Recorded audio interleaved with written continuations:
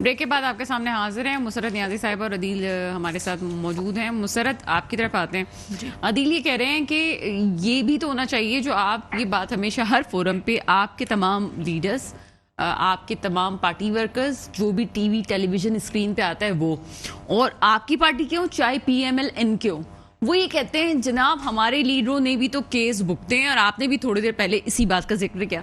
अदील ये कहते हैं कि उन्होंने अपनी वजह से केसेस भुगते और इमरान खान जो है वो गिल्टी नहीं है, इसलिए अवाम उनके लिए बाहर निकली है। आपके लीडर जो है वो गिल्टी थे, जिसकी वजह से अवाम ने उनका साथ नहीं दिया और आपको लोग पहचान गए। क्या कमेंट करेंगी? अच्छा चले, एक चीज़ तो मैं अदील की बात का, अपने भाई की बात का जवाब दे दूं कि उन्होंने कहा कि जी खान साहब की जो मतलब अगर इस्लामाबाद के बजाय किसी और शायद सूबे में चाह रहे हैं या KPK में चले ले जाएं उनके बकौल उनको, या पंजाब में कहीं भी वो इस्लामाबाद की अदालत में पेश नहीं होना चाहते थे। लेकिन मैं अपने भाई को बारावर करवा दूं, जब आसिफ अली जरदारी साहब पेशियां भुगत रहे थे तो बीमार भी थे, और उस वक्त अगर सिंध के पास जाने के बजाय कि सिंध के अंदर जो है ना उनके केसेस सुने जाएं, तो खान साहब ने कहा था कि नहीं जी, इनके केसेस तो इस्लामाबाद में चलने चाहिए, वरना वहां पे वो रिजल्ट नहीं आएगा। इसका मतलब है वो चाहते थे कि रिजल्ट किसी किस्म का आए। दूसरी बात यह कि आपने क्वेश्चन किया कि आपने क्या क्वेश्चन किया? I'm so sorry। जी, वो ये कहना चाह रहे हैं कि आपके लीडरान के खिलाफ जो मुकदमात थे वो सही थे, तभी तो अवाम ने साथ नहीं दिया। इमरान खान साहब से लोग प्यार करते हैं। देखिए, मैं एक बात बताऊं, पाकिस्तान पीपल्स पार्टी की जो क्यादत है वो, जिस तरह मैंने पहले कहा है, ना हम ढाल बनाते हैं, बल्कि हमारे तो चाहे को चेयरमैन थे या शहीद मोहतरमा बेनजीर भुट्टो साहिबा थी, हंसते मुस्कुराते अपनी बच्चों को, छोटे छोटे बच्चों को साथ लेकर जेल जाया करती थी, चाहे अपने हस्बैंड से मिलने के लिए, और अपने केसेस का सामना भी किया करती थी। आसिफ अली जरदारी साहब को जब और जिस वक्त बुलाया गया है, अब ये कह रहे हैं ना कि गलत थे या गिल्टी थे। मेरे भाई अदील, 3.5 पौने 4 साल आपकी गवर्नमेंट रही है, तो आपने फांसी चढ़ा देना था ना अगर कोई अपोजिशन वाला गलत था, क्योंकि आपके तो खान साहब कहते थे। तो मकसद ये है कि आपने उन पर क्या साबित किया। अब कहेंगे कि जी इदारे साबित करते हैं, जब इदारे ही साबित करते हैं तो अदील खान साहब को जाना चाहिए। चलें जी, बकौले आपके कि गलत केसेस हैं, और अगर केसेस गलत है तो उनका सामना करना चाहिए ना। अगर सही केसेस होते तो मेरे को चेयरमैन ने 11-11.5 साल जो जेल भुगती है, उनका कसूर क्या था कि उन्होंने जब शहीद मोहतरमा बेनजीर भुट्टो साहिबा से आसिफ अली जरदारी साहब की शादी हो रही थी, तो एक साफी ने क्वेश्चन किया कि बीबी साहिबा तो आए दिन जो है ना मुकदमात का और जेल का सामना उनको करना पड़ता है, तो कैसे आप हैंडल करेंगे? तो आसिफ अली जरदारी साहब ने कहा आज के बाद बीबी नहीं, मैं मुकाबला करूंगा हर चीज का। तो आप यहाँ तो एलिगेशन का अदील मतलब एक रिवाज है, शायद कंटेनर पे थे तब भी यही रिवाज था, एलिगेशन लगाने का, गालम गलोच करने का। और खान साहब जब प्राइम मिनिस्टर बने तब भी आपका ये था, तो कम से कम थोड़ी रविश में चेंज लाएं। आप मुझे बताएं कि तकरीबन 2 साल खुर्शीद अहमद साहब जो है ना, पौने 2 साल सिर्फ एलिगेशन के चक्कर में वो जेल में रहे। आपने किस शख्सियत को छोड़ा? मुसरत यहाँ पे रुक जाएं। अभी आपने आसिफ अली जरदारी साहब का और बीबी साहिबा का जिक्र किया। आज इमरान खान साहब की वाइफ के साथ जो कुछ बदतमीजी की गई, जो कुछ हुआ है, कुछ दिनों से हमें जो चीजें सामने आ रही हैं, उसका आपने फेवर कर दी, ये क्यों है ऐसा? नहीं, देखिए मेरी बात सुने, अगर हमारे यहाँ कोई ऐसा रिवाज नहीं है कि हम किसी भी, चाहे पॉलिटिकल पर्सन हो चाहे नॉन पॉलिटिकल पर्सन हो, हम किसी की जातियात पर आप ना जातियात पे जाते हैं ना फैमिली पे जाते हैं कि हम उसकी फैमिली को कहें। देखिए बात दरअसल ये कि जो सामना खान साहब ने करना है उनको करना चाहिए। और मैं कहती हूँ किसी भी, चाहे किसी भी फॉर्म पे, जिस तरह से जो उनके यूथी हैं जो हॉल करते हैं, ट्विटर पे आप चले जाएं, खवातीन को जो लैंग्वेज वो इस्तेमाल कर रहे होते हैं, क्या मेरी पार्टी के किसी भी आप ट्विटर अकाउंट को उठा के देखें, किसी जाले ने या जाली ने इस किस्म की जुबान इस्तेमाल की। मैं समझती हूँ कि आप यूथ को बेहतर तरबियत दें, तरबियत अच्छी तरबियत देंगे तो हमारी यूथ बेहतर होगी। आज वो आपके साथ है, कल वो हमारे साथ हो सकती है, फिर किसी और के साथ हो सकती है, लेकिन उन्हें एक तरीका कार के अंदर चलना चाहिए। ये आखिरी जुमला बड़े मजे का था आपका, आज वो आपके साथ है, कल हमारे साथ हो सकती है। पब्लिक तो अपनी मर्जी है ना उनकी, आज वो किसी के साथ है, वोट कास्ट आज वो पीपल्स पार्टी को कर रहे हैं, कल वो किसी और पार्टी को कर सकते हैं। देखिए पब्लिक का जो चेंज है वो सिर्फ और सिर्फ कारकर्दगी पे होता है। उनका दिल चाहेगा कि कारकर्दगी पीपल्स पार्टी की अच्छी है तो पीपल्स पार्टी को वोट देंगे, क्योंकि वो वोट के जरिए इंतकाम लेते हैं। वो इस किस्म का इंतकाम, गालम गलोच से इंतकाम नहीं लिया जाता। अदील, आपकी तरफ आते ये जो मोहतरमा खान साहब की जो वाइफ के साथ हुआ, और ये खान साहब इस पे बड़े गुस्से में भी नजर आते थे, होना भी चाहिए था, नेचुरली बात है कि होना चाहिए था, लेकिन ये कहना कि वो घर में अकेली थी, ऐसा कोई था नहीं सिलसिला, बल्कि उनकी बहन भी सामने साथ थी, और फिर ये कि बाहर भी बहुत सारे लोग मौजूद थे, क्या कमेंट कर रहे हैं इस पे? देखिए, इंतहाई शर्मनाक, इंतहाई जैसे कहते हैं कि बेगैरती की हद तक इंतहाई घटिया हरकत की गई। इमरान खान साहब के घर की दीवार जो है ना वो क्रेन से गिराई गई, उनके घर का दरवाजा तोड़ा गया, उनके घर के अंदर जब वो घुसे तो जो बहन की बात कर रही हैं, बहन घर पे नहीं थी, वो दूर जो है घर से दूर थी। उनको जब पुलिस नजर आई तो वो उस वक्त घर पे आई और घर के बाहर खड़ी हुई वो पुलिस से पूछ रही थी। घर के अंदर कुछ जो नौकर थे उनको बदतरीन तरीके से जदोकोब किया गया और घर के अंदर जो है वो जितना सामान था, फ्रिज से जूस और बोतल जो है वो सारे चोरी करके ले गए, कपड़े चोरी करके ले गए पुलिस वाले। वो घर को ऐसे लूटा गया जैसे जो है वो कोई चोर जो है आके लूट मार करके जाते। मेरे ख्याल से इंतहाई शर्मनाक हरकत की गई। किसी पॉलिटिकल लीडर के घर पे इस तरह से धावा बोलना और इस तरह की हरकत करना इंतहाई शर्मनाक है और ये तमाम पॉलिटिकल पार्टीज जो इसकी कंडेमनेशन नहीं करनी, उनको शर्म करनी चाहिए।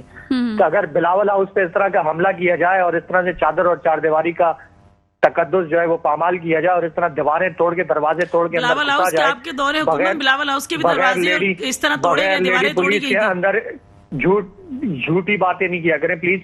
हमारी हुकूमत में कोई बिलावल हाउस के ऊपर कोई वो नहीं किया। आप देख लीजिए, आप आराम से सुन ले, मेरी बात सुन ले, आप आराम से सुन ले मेरी बात। बिलावल हाउस पे कोई दावा नहीं बोला गया पीटीआई के दौर में। जो आपने गलीज जबान या इस्तेमाल की लाइव टीवी शो के ऊपर, मैंने नहीं की भाई। आप जो लफ्ज कह रहे हैं अपने अल्फाज पे इस्तेमाल करें, कम से कम हमें जो है ना कभी गलीज जुबान इस्तेमाल ना सिखाएगी ना मैं सीखती हूँ। आपका शेवा है, ये पीटीआई का शेवा है। प्लीज बोल लिया करें। जी मैं बोलती हूँ, आप मुझे डिक्टेशन ना करवाएं, आप मुझे डिक्टेट ना करें, किसी और को डिक्टेट करवाइएगा। आप जैसे लोगों के मुंह भी नहीं लगती हूँ, आप मुझे डिक्टेट करवाएंगे। चलिए मुसरत उसको अपना मौका अपने टाइम पे पेश। हाँ तो आप मुझे डिक्टेट ना करवाएं, मैं अपने उसको बोल दूंगी। अपनी बारी में पेश कर लीजिएगा। जी अदील, आप कंटिन्यू करें। कभी किसी पॉलिटिकल लीडर के घर पर इस तरह धावा नहीं बोला गया। जहां तक बात की जाती है मरियम नवाज का दरवाजा तोड़ के अंदर घुसे, वो पाकिस्तान तहरीक इंसाफ की हुकूमत नहीं थी सिंध में पाकिस्तान पीपल्स पार्टी की गवर्नमेंट थी। सिंध में इनकी जो है वो इनकी हुकूमत के होते हुए जो है वहां पे पुलिस अंदर घुसी थी और वहां ताला तोड़ के अंदर जो है इनका मुकदमा जो है वो इनकी हुकूमत में इनकी पुलिस ने कायम किया था। वो प्रोविंशियल गवर्नमेंट पाकिस्तान पीपल्स पार्टी की थी, पाकिस्तान तहरीक इंसाफ की नहीं थी। तो हिस्टोरिकल फैक्ट्स को तोड़ मरोड़ के पेश नहीं किया जाना चाहिए। हिस्टोरिकल फैक्ट जो है उनको एज इट इज बयान करना चाहिए। जहां तक बात है कि गलत जबान और ये इस्तेमाल, देखिए इन्होंने एक गाली से निकला हुआ लफ्ज जो है वो पाकिस्तान की यूथ के लिए इस्तेमाल किया है, जो कि इंतहाई गलत है। इनको माफी मांगनी चाहिए कि इस तरह के अल्फाज जो है वो लाइव टीवी के ऊपर जो है ना ये इस्तेमाल कर रही है पाकिस्तान की नौजवान नस्ल के लिए। ये एक गाली से निकला हुआ लफ्ज है जिसको ये इस्तेमाल करते हैं और ये बहुत जो है वो इस तरह से जो ये बात करते हैं टीवी पे, इंतहाई गलत बात है। मुझे नहीं समझ में आ रहा आप कौन से लफ्ज की बात कर रहे हैं, मुझे इस बिल्कुल मैं उसको दोहराना नहीं चाहता। इन्होंने यूथ के हवाले से जो लफ्ज इस्तेमाल किया वो गाली से निकला हुआ लफ्ज है, उसको इस्तेमाल नहीं करना चाहिए। जहां तक केसेस का ताल्लुक है, आसिफ जरदारी साहब ने जो केसेस फेस किए हैं, इन्होंने कहा है कि आपने उनको फांसी चढ़ा देना था। मैंने नहीं कहा, मैंने कहा अगर किसी ने गलत किया तो उन्हें फांसी चढ़ा देते। कोई गैर आईनी कानून के खिलाफ जो है हमने अपनी ना दौरे हुकूमत में कोई काम किया और ना हम करना चाहते हैं। अच्छा अदील, फांसी देना किसी का हमारे कोई आईनी तौर पर जो है हम उसके खिलाफ हम नहीं जाते। उन्होंने नैब के जो केसेस थे उन्होंने इसमें एडमिट किया कि हाँ उन्होंने चोरी की है, उन्होंने फेक अकाउंट केस के अंदर चोरी किया, उन्होंने पैसे वापस किए। आसिफ अली जरदारी साहब क्यों एडमिट करेंगे? जरदारी साहब ने पैसे वापस किए, किसने वापस किया? आप दिखाएं ना, आप इसको शो करते हैं ना अपनी गवर्नमेंट ने फलां ने किया। मेरे भाई रिकॉर्ड का हिस्सा है, वो नैब के रिकॉर्ड का हिस्सा है। इन्होंने वापस किए, इन्होंने एक्सेप्ट किया कि इन्होंने जो है वो चोरी किया और पैसे जो है उन्होंने वापस किए। फौरन चीखना चलाना शुरू कर देते, मीडिया में कॉन्फ्रेंस शुरू कर देते के अंदर। अभी आप चले जाएं नैब के रिकॉर्ड के ऊपर मौजूद है कि इन्होंने प्ली बार्गेन के अंदर जो है इन्होंने पैसे वापस किए हैं। सिंध गवर्नमेंट ने सिर्फ इसमें नहीं किए, इन्होंने गंदम चोरी के अंदर भी नैब को प्ली बार्गेन में 20 अरब रुपया वापस किया हुआ है। तो सिंध गवर्नमेंट का तो रिकॉर्ड है, पीपल्स पार्टी ने इनका रिकॉर्ड है कि नैब के अंदर जो इनके केसेस है उनमें इन्होंने प्ली बार्गेन के तहत पैसे भी वापस किए हैं। दूसरी तरफ जो इमरान खान साहब के ऊपर मुकदमात हैं वो क्या है, ले दे के इनको एक तोशाखाना का मुकदमा मिला है, जब तोशाखाना का रिकॉर्ड आधा रिकॉर्ड पब्लिक हुआ है, अभी पूरा रिकॉर्ड पब्लिक भी नहीं हुआ। उसमें जो है मालूम होता है कि उससे जो है गाड़ियां बिलावल जरदारी भी लेके उड़े हुए, इलीगल है गाड़ियां लेना तोशाखाना से। आसिफ जरदारी साहब ने 3 गाड़ियां ली हैं तोशाखाना से। अकॉर्डिंग टू कवानीन इलीगल है गाड़ियां लेना जो ये ले चुके हैं, तोशाखाना के बनते हैं। इमरान खान साहब ने कानून के मुताबिक वहां से जो लिए उनकी कीमत बढ़ा के उन्होंने लिए, एक ही तोशाखाना का ले दे के केस निकला इनके पास। उन सारे केसेस में वो पेश हो रहे हैं, फेक किस्म के बोगस जो चार्जेस लगाए गए। 90% को मुकदमा दहशतगर्दी के किए हुए, कोई एक मुकदमा पाकिस्तान तहरीक इंसाफ की गवर्नमेंट में मुखालिफ सियासी जमात के ऊपर। ठीक है अदील, मुझे अफसोस हो रहा है कि मुझे ब्रेक पे जाना पड़ रहा है। बहुत शुक्रिया आपका। यकीनन हम आपको एक और प्रोग्राम में लेंगे ताकि तफसील से आपसे बात कर सके। ब्रेक पे जाने से पहले एक छोटी सी बात करूंगी। बाज़ अगर लाइव प्रोग्राम में ऐसी चीजें हो जाती हैं जो कि बीइंग अ जर्नलिस्ट मुझे खुद उसका जवाब देते हुए हैरत होती है कि मैं सच, हम बहुत सारे सच ऐसे हैं जो हम जानते हैं लेकिन कह भी नहीं सकते। लेकिन बहरहाल अवाम जानती है बहुत कुछ और उसको मजीद भी डिस्कस करेंगे। एक छोटा सा ब्रेक है, ब्रेक के बाद आपके सामने हाजिर होते हैं। ब्रेक के बाद आपके सामने हाजिर हैं। और कुछ जब दो सियासी पार्टी के अपने अपने लीडरान से मोहब्बत करने वाले लोग मौजूद होते हैं तो ये चीज़ें हो जाती हैं। इग्नोर भी करना चाहिए और ये कि बड़ेपन का सबूत भी देना चाहिए। माजरत के साथ मुसर्रत। सना, आपके साथ मैं काफ़ी टाइम से प्रोग्राम कर रही हूँ, कभी इस तरह से नहीं होता। लेकिन बात दरअसल ये कि एक शख्स बैठा हुआ झूठ बोलेगा तो यकीनन उसका होता। देखिए, फलां की दीवारें गिराएगी, फलाना दरवाज़ा गिराया गया, फलां हुआ।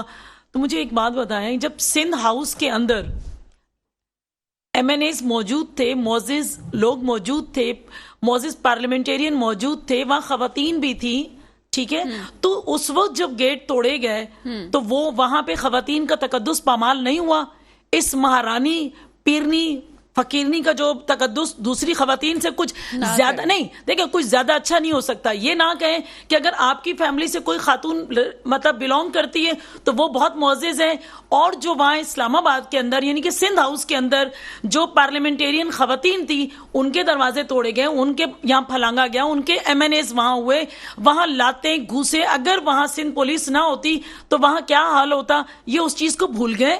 ये कहने लगे हमने नहीं ऐसा कहा। इन्होंने खुद कहा था बिलावल हाउस की जब साइड की दीवारें तोड़ी गई।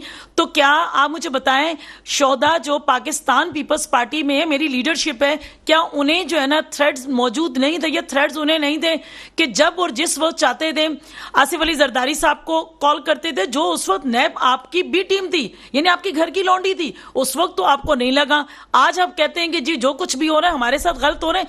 मैं कहती हूं कि आपके साथ अगर गलत हो रहा है तो आप जाएं, उसको फेस करें, और अगर साबित गलत हुआ तो बहुत अच्छी बात है।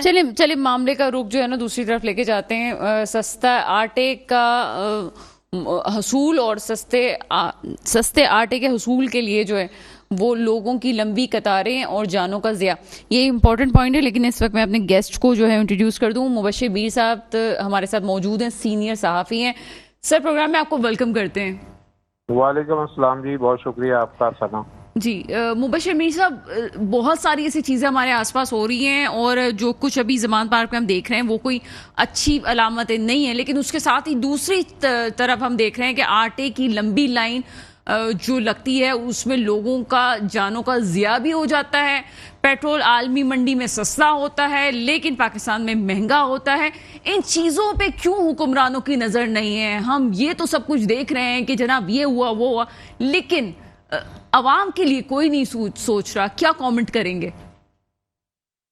जी डॉक्टर साहब, बहुत शुक्रिया। मैं तो बहुत ही सिंपल सी बात करूंगा कि हुक्मरान जो हैं वो जो इस वक्त जो गवर्नमेंट है, फेडरल गवर्नमेंट है ख़ास तौर पर, और फिर जाहिर है कि उसके अब सारे ही हम नवाज सूबाई हुकूमतें हैं। आप इनके ज़रा अखराजात की तो लिस्ट चेक करें कि ये इनके रोज़मर्रा के अखराजात कितने हैं। ये सिंध असम्बली का अभी इजलास हो रहा था कुछ दिन पहले, 2-3 दिन पहले, और वो बुलाया गया था कि ये बजट तजावीज़ होंगी इसमें, और उसमें लोग भी पूरे नहीं आ रहे होते थे। फिर एक दिन इन्होंने सुई गैस के MD को बुलाया हुआ था कि हम सुई गैस की कीमतों पे बात करेंगे, और उस दिन भी कोरम पूरा नहीं था इनका। लेकिन आप इनसे पूछें क्या इन्होंने सब ने उस दिन के पैसे नहीं लिए कि हम इजलास जो है वो हमें हुआ है और उसके जो टीएडीए होते हैं वो सारे जो है वो वसूल करते हैं। इस वक्त गवर्नमेंट के लोगों के पास जो गाड़ियां हैं, उनके जो पेट्रोल है, जो इनको बिजली के यूनिट फ्री हैं, जो इनको घर मिले हुए हैं, जो इनकी मराहत हैं, आप उनको चेक करें। सिविल मिलिट्री ब्यूरोक्रेसी, अरकान पार्लियामेंट और जजेस और जितनी भी टॉप के लोग हैं, ये 5-7 हजार लोग हैं जो पाकिस्तान के बजट का 70-80% खा रहे हैं। और ये अवाम अगर लाइनों में लग के मर रहे हैं तो वो इनकी वजह से मर रहे हैं। आप देखें हमारे वजीर खारजा साहब जो हैं वो माशाल्लाह चंद दिन ही पाकिस्तान में रहते हैं, बाकी सारा वक्त मुल्क से बाहर गुजारते हैं। और आउटपुट क्या है कि पाकिस्तान की इंटरनेशनल पोजीशन क्या है? वजीर खारजा, वजीर खजाना, वजीर आजम, और वो रोजाना एक नई कहानी देते हैं कि स्टाफ लेवल जो है वो बस मुआहदा होने जा रहा है। भाई स्टाफ लेवल मुआहदा भी वो नहीं करने को तैयार इन लोगों से, तो लिहाजा ये टोटल फेलियर है ना, ये टोटल फेलियर है। एक तो ये वसाइल खा रहे हैं बेतहाशा, मुल्क के वसाइल जो हैं वो ये खा रहे हैं, और लोग जो हैं वो भूखे मर रहे हैं। जो आपने कहा कीमतें इंटरनेशनली गिरी हैं, लेकिन इनका रेवेन्यू जो है वो पेट्रोल से आ रहा है, इनका रेवेन्यू जो है वो बिजली से आ रहा है, इनका रेवेन्यू गैस से आ रहा है। जिन लोगों को टैक्स देना चाहिए ये उनसे टैक्स लेने की जरूरत नहीं कर सकते। ये अपने अरकान पार्लियामेंटेरियन जो हैं उनसे सही टैक्स लेने की इनमें जरूरत नहीं है। कैपेसिटी की मैं बात में करूंगा, पहले जरूरत की बात करें आप। इनमें जरूरत नहीं है कि ये किसी भी। जी बताइए मुबशिर, यहाँ पे थोड़े से लम्हों के लिए मैं आपको कहूंगी कि रुक जाएं, मैं एक सवाल का जवाब मुसरत से ले लूं, उसके बाद बात करती हूँ। मुसरत, वजीर खारजा की बात हो रही है इस वक्त, क्या कमेंट करेंगी? देखें, मीर साहब ने कहा कि वजीर खारजा साहब पाकिस्तान नहीं रुकते और जितने भी अखराजात हैं इन लोगों पर हो रहे हैं, तो मैं मीर साहब आपके नॉलेज में ले आऊँ कि वजीर खारजा साहब अपने जितने भी बैरून ममालिक उनके दौरे होते हैं वो तमाम के तमाम जो भी अखराजात उन पर आ रहे हैं वो अपनी ऑन पॉकेट से इन्वेस्ट कर रहे हैं उस पर। और दूसरा, वो सैलरी भी नहीं ले रहे, बल्कि आप पाकिस्तान पीपल्स पार्टी के और भी वज़रा को देख लें तो वो सैलरी नहीं ले रहे, बल्कि ख़ुद ये बिलावल भुट्टो जरदारी साहब ने अपनी प्रेस कॉन्फ्रेंस में भी बता दिया था कि मुझे पता है कि जो मेरे मुल्क की सिचुएशन है तो मैं समझता हूँ कि उस पर बर्डन नहीं होना चाहिए, और जितने भी वो दौरे कर रहे हैं वो तमाम के तमाम अखराजात अपनी ऑन पॉकेट से दे रहे हैं मेरे भाई। और आप कह रहे हैं कि नहीं, देखें जहाँ बिगाड़ होगी तो उसको बेहतरी लाने के लिए जाएंगे, वरना मैं नहीं समझती हूँ कि बिलावल भुट्टो जरदारी साहब ने दुनिया नहीं देखी, वो मुल्क घूमने नहीं जाते, वो किसी न किसी वजूहात पर और पाकिस्तान की एक वैलिड पॉइंट है, एक वैलिड पॉइंट है, आपके ताल्लुकात किससे अच्छे हो रहे हैं? मैं समझती हूँ कि जो बिगाड़ था उसमें बेहतरी ज़रूर आ रही है। ऐसा नहीं है कि बेहतरी नहीं आएगी जब एक दूसरे से मिलता है बंदा और बात करता है। मैं समझ, देखें ये खान साहब खुद ही कहते थे ना कि अमेरिका के अंदर हमारी बात नहीं होती है, ठीक है, और वहाँ पे अमेरिका का ही हम मनसब खुद जो है ना बिलावल भुट्टो जरदारी साहब को दौरे की बात करता है। आप जहां जहां वो गए जो इज्जत और मुकाम उन्हें मिला है और जिस तरह से बातचीत और जो डायलॉग्स हो रहे हैं, इंशाल्लाह उसका आउटपुट जरूर मिलेगा। ऐसा नहीं है कि डायलॉग का आउटपुट नहीं मिलता। खान साहब की देखिए, जब भी वो खान साहब देखें दौरों पे जाते थे तो वो वहां पे खड़े होकर देखें ये नहीं देखते थे कि मैं अपने घर की बात कर रहा हूँ, वहां खड़े होकर कहते थे कि जी मुझसे पहले लोग करप्ट थे और ऐसा था और वैसा था ये, जबकि मेरे जो है ना चेयरमैन बाहर जा रहे हैं। और जब खान साहब पे अटैक हुआ और जख्मी हुए तो बिलावल भुट्टो जरदारी साहब ने वहां पे भी कहा कि साबका वजीर आजम है, उसकी तहकीकात बेहतर अंदाज से होनी चाहिए। चलिए ठीक है, पॉजिटिव चीजें आपने कही हैं। मुबशिर, ये बताएं जो अभी जो हम दूसरे सवाल की तरफ जाएंगे, मौजूदा सूरत हाल में क्या समझते हैं रियासत और पीटीआई के जो ताल्लुकात हैं वो किस नहज पे जाते हुए आपको नजर आ रहे हैं?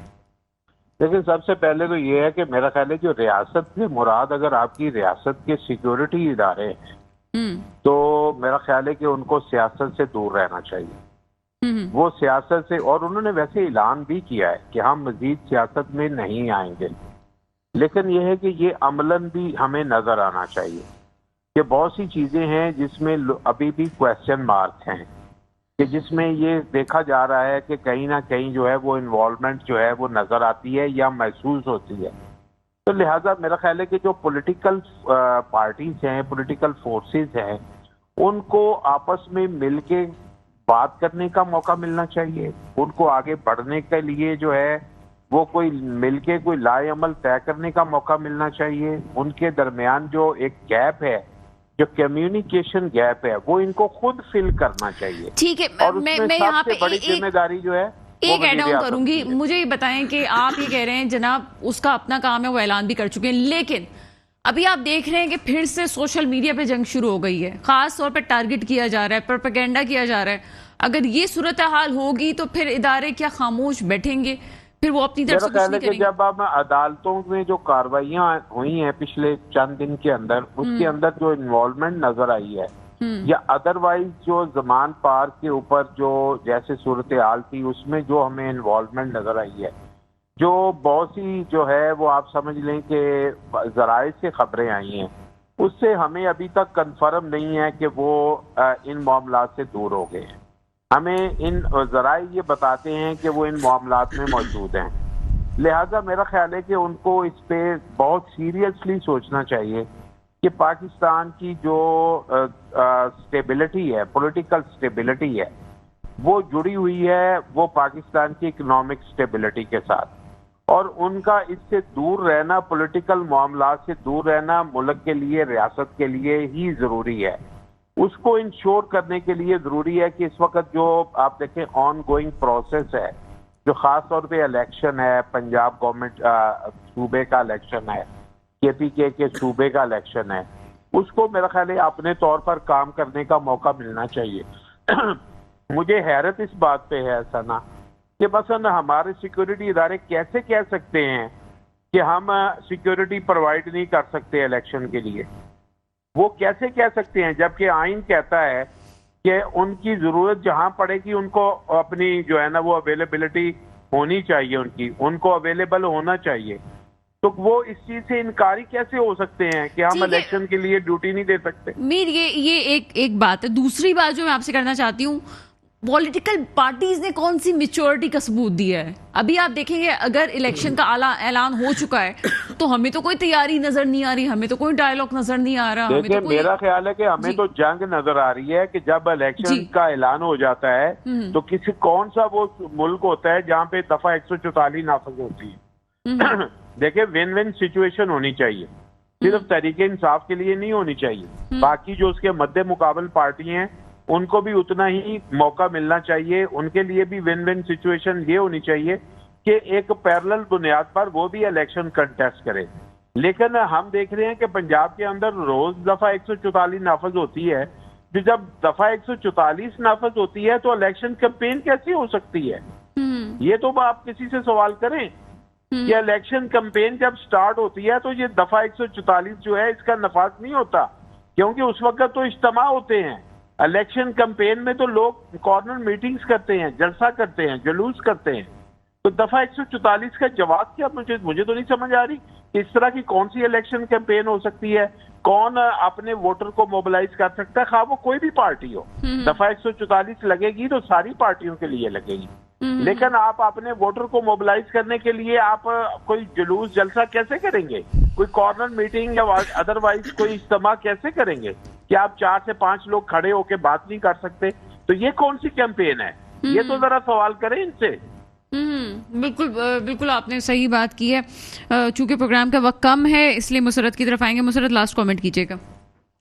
देखिए मैं समझती हूँ कि अपने मुल्क को मुस्तहकम करने के लिए थोड़े से स्ट्रॉन्ग और थोड़े से कड़वी गोली तो ज़रूर खानी पड़ेगी, लेकिन उसके साथ साथ तमाम पॉलिटिकल पार्टीज़ को एक टेबल पे बैठकर एक तरह से टेबल टॉक करके इस मसले को सॉर्ट आउट करना चाहिए, ना कि एक दूसरे पर एलिगेशन लगाएं और गालम गलोच करें, और ना इदारों को इतनी तनकीद का निशाना बनाएं कि दुनिया में हमारी जगह सही हो। बिल्कुल सही है। मुबशिर मीर साहब क्या कमेंट करेंगे मौजूदा सूरत हाल पे? लास्ट आपका कमेंट चाहिए था। मेरा ख्याल है कि देखिए, पाकिस्तान इस वक्त बहुत सीवियर किस्म के इकोनॉमिक क्राइसिस का शिकार है। जो लास्ट एपेक्स मीटिंग हुई थी, आप उसकी रिपोर्ट पढ़ें, उसमें अस्करी जो हमारे सरबराह थे वो भी मौजूद थे और हमारे वजीर आजम भी थे, दीगर भी बड़ी आम शख्सियात थी। उन्होंने 3 चीजों को इंटरलिंक करार दिया था: पॉलिटिकल स्टेबिलिटी, इकोनॉमिक स्टेबिलिटी और टेररिज्म को काउंटर करना। उन्होंने कहा ये तीनों इंटरलिंक है। जब वो इस चीज का इदराक करते हैं कि ये इंटरलिंक है, तो फिर इस पर अमलन कैसे आगे बढ़ेंगे? अमलन आगे बढ़ने की बात होनी चाहिए, गुफ्तगू से आगे बढ़ना चाहिए। मुल्क के अंदर बहुत बुरी सूरत हाल है। आज की खबर थी कि इस मुल्क से ब्रेन ड्रेन आउट मुसलसल हो रहा है, लेकिन पिछले 2 माह में 1.25 लाख से जायद पाकिस्तानी प्रोफेशनल्स मुल्क छोड़ गए हैं। बहुत तशवीशनाक सूरत हाल है और बिल्कुल सही निशानदेही की मुबशिर मीर साहब आपने। बहुत शुक्रिया आपका। मुसरत नियाजी साहब आपका शुक्रिया और अदील आपका शुक्रिया के प्रोग्राम में आए। आप वही दुआ जो हमेशा होती है, मेरे मुल्क में वो हुक्मरान आए जो वाकई मेरे मुल्क के मुस्तकबिल की हिफाजत करें। इसके साथ ही प्रोग्राम का वक्त खत्म होता है। मुझे इजाजत दीजिएगा। खुदा हाफिज।